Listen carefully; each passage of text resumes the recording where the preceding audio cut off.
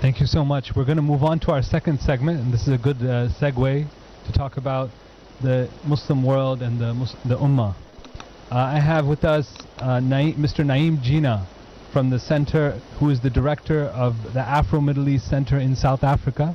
He's joining us online. Thank you, Uwais.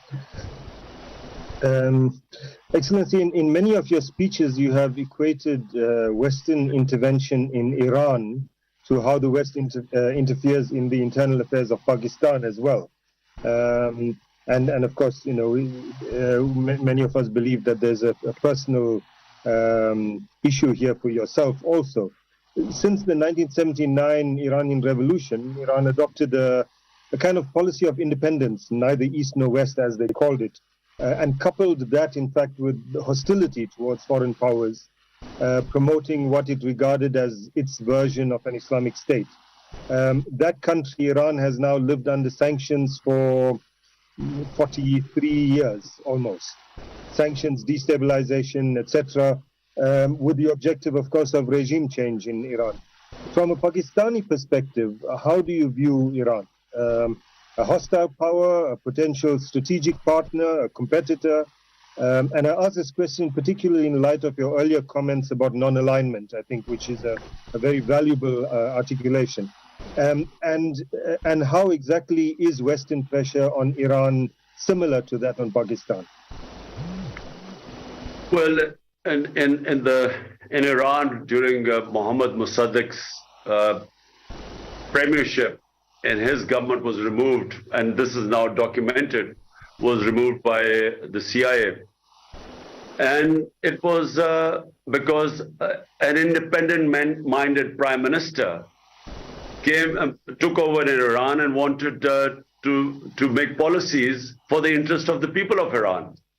And so we all, you know, we all know what happened to him. You know, there was this, first of all, there was this campaign, propaganda campaign against him in the media. Then it was the opposition parties were paid to do demonstrations against the government of Prime Minister Mossadegh, and then his own party members were given money to change party affiliation, and eventually it was the final was the army which removed him. So it was a very similar pattern followed when my government was dismissed. But you know, let me just talk about Iran. I find that it is most important for a country to live with dignity and self-respect. I mean, that for me is the most important thing. You know, we Muslims, you know, our oath with the Almighty is La ilaha illallah. There is no God but Allah. It gives us dignity, self-respect. We are not supposed to bow in front of anyone but the Almighty. And the Muslim countries, you know, when they become subservient or when they become client states, when they lose their dignity, you know, and unfortunately in Pakistan we have suffered from this. I have found the Pakistan's foreign policy, vast majority of the people of Pakistan have found it very undignified, because we have relied on aid and we stretch our hands and we get money, or we fight other people's war, and then, you know, we participate. A lot of our own people die in this, and we do it for foreign aid or US dollars.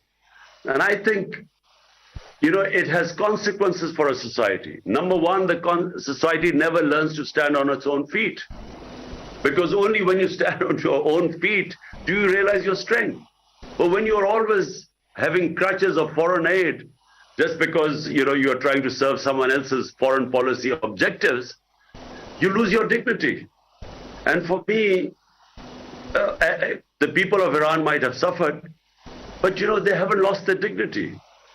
They you know, we will disagree with, you know, maybe what their worldview is. We might disagree with their worldview of Islam, but, you know, you cannot disagree with them standing for their sovereignty. So, you know, I admire that about them.